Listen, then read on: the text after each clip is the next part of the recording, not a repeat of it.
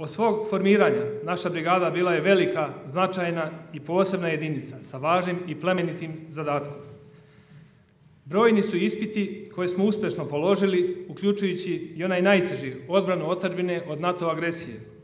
Hrabrošću i strajnošću, rezultatima i podnetim žrtvama zaslužili smo i orden narodnog heroja koji danas ponosom nosimo. Odluka našeg rukovodstva da se braniocima otadžbine dodeli vojna spomenica, 20. godišnjica odbrane otadžbine od NATO agresije, puno nam znači.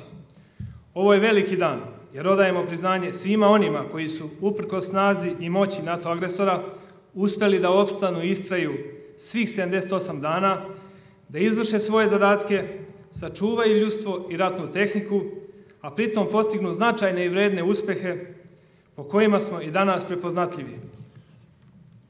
Nažalost, doživjeli smo i pretrpeli ranjavanje naših pripadnika, teška razaranje i velike materijalne gubitke, a ono što nam je najvrednije i za čim najviše žalimo jesu naši poginuli saborci.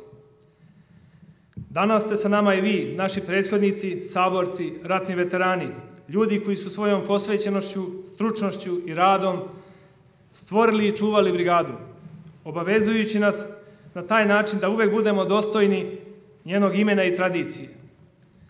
Prilika je da se danas setimo teških trenutaka i velikih uspeha, da se dičimo dobijenim priznanjima, ali da se sa tugom, ponosom i poštovanjem setimo naših poginulih saboraca.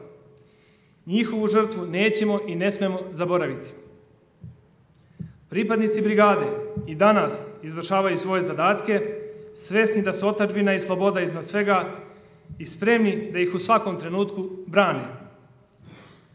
Zato ćemo i buduće graditi brigadu, poštujući i čuvajući uspomenu na sve one koji su je svojim radom i borbom sačuvali za nas, branivši i odbranivši našu slobodu i otadžbinu. Hvala.